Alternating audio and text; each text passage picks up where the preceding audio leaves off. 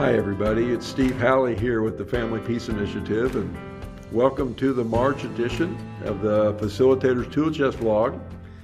I get a lot of questions, in all these conversations we get to have with battery intervention facilitators and helping professionals, and oftentimes the conversation it begins with, well, what do you do when, right? What do you do when people are blaming their partner? What do you do when people are minimizing? What are you doing when people are denying their abusive behavior or refusing to acknowledge any kind of cruelty whatsoever in relationships? What do you do, right? And those are fun conversations to get into because there's a lot of different ideas of how to invite people to acknowledge and begin to take ownership over their cruelty. And I want to give you 3 today that you might be able to just plug in next week after you see this. The first one is just simply using the check-in. The check-in is, kind of a way to get people in, the voices in the room at the beginning of a class. It's a kind of a way to cue people's brains to be present now. Now we're starting, so everybody kind of tune in here.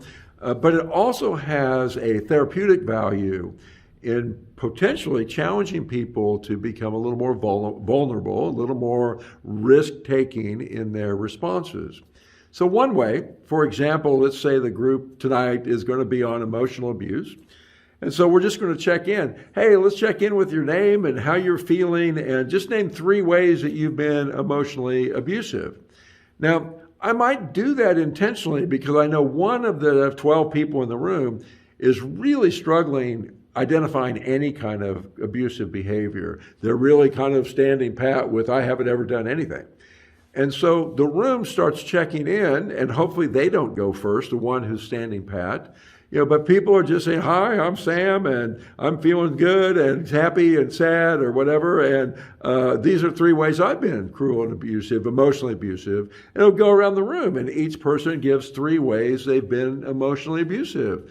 And the person who's not able to get to that ownership and acknowledgement is now under this pressure. They're in this bind of either, do I just say, nope, I've never done anything and kind of stick out like a sore thumb, or do I join in and not be exposed by just simply acknowledging a couple of ways I've been cruel or abusive?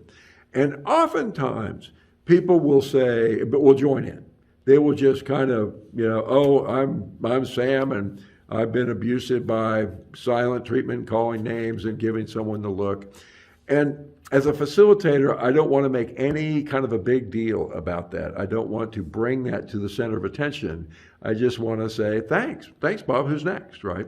Just simply normalizing that this is not dangerous, it's not risky, it's really a safe thing for us to do here, can go miles. And so one way is to just create that bind in the check-in process. So the second way, if you want to try to help somebody take ownership of their behavior, and one of the simplest way that I have found in the group format is by making lists. I'm telling you, lists are a powerful tool. They are highly underestimated. And when I discovered this kind of by accident, I wish, that this, I wanted to shout from the mountaintops, holy cow, you all make lists. They really are powerful. And so just use something like this. It goes like this. You start with a topic, maybe sexual abuse, sexual disrespect. And we will just invite the group to speak from an external focused perspective.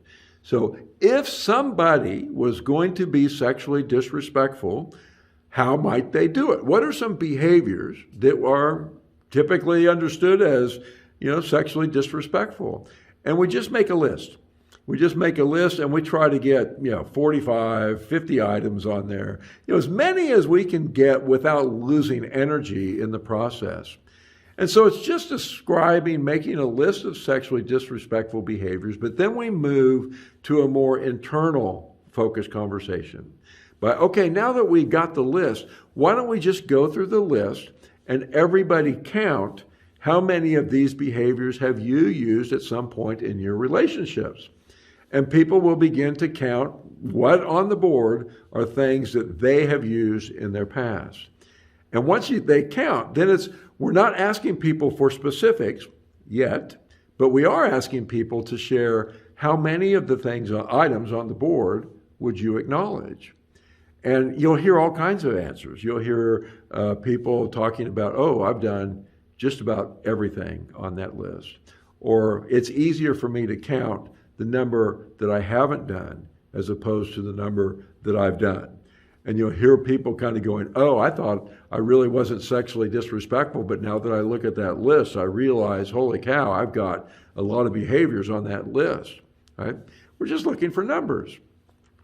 And then what we do in our class is we invite them to write down everything that they have discovered that they can acknowledge in their workbook, that we have a list of cruelties that they are collecting, preparing for the week 18 process that for us occurs, big surprise, at week 18, where they have to be able to talk about their abusive behavior really clearly, really cleanly, understanding the impact, beliefs, attitudes, adverse feelings, shadow message, all the things that we ask for. And there we go. Now we're getting to ownership, we're getting to acknowledgement in a much easier way than if we just sat down and said, okay, everybody, how have you been sexually disrespectful? Oh, I know you have been. If you're a male in our society, then I'm sure you have. And what happens in those conversations is that it creates more guardedness often instead of openness. But the list does something to open up the conversation. It normalizes it, it validates it, and so people can just look up there and count as opposed to drawing from their own memory. And I'm telling you, if you go and just try this next week, you will experience, I hope, what I'm just describing to you, because making a list is a powerful way to be able to get to ownership. Now, the third way that we can help people get to ownership is by creating processes in the group, and certainly, as I mentioned, the week 18, where there's what we call gates or rites of passage, to where, quite honestly, if somebody is living in a denial world of I've never been cruel or abusive, we are not expecting people to take ownership until they get to their week 18. And at that point, the first thing they have to do is be able to read their list of cruelty, all the ways that they can remember that they have been cruel, abusive, violent, controlling, dominating in relationships. And so you can go in the class every now and again, and what we do is we'll just say, hey, let's just practice our week 18 to everybody get ready. So everybody pull out their workbooks, and what we'd like you to do is just read your entire list of cruelties. Just read it out of your book, and we'll just go from there. And by the way, the rest of the participants, if you hear any kind of behaviors that you go, oh, I've done that, but I haven't written it down, write it down, get it, capture it, because that's the way we build the list, is by learning from each other. And so we just start with one person and they're just reading their list of cruelties. And then we go to the next person.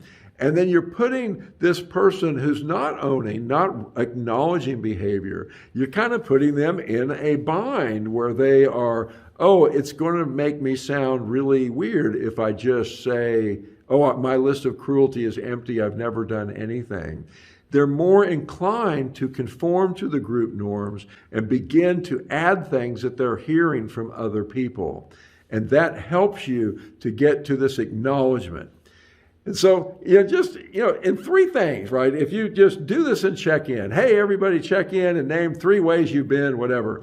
Making lists is a powerful way to get people to ownership, and having a group conversation where you're just asking people to practice reading their entire list of every way they can think of that they have been cruel and abusive. And as you do that in the course of a single class, you will see it's very hard for someone to sit there and at the end or in the middle be able to acknowledge nothing. The tendency is for people to join in. And so use the group as a powerful influence with those. Try different approaches. But when you run into that challenge, it's not weird, right? It's not like they're doing anything to us. They're just afraid.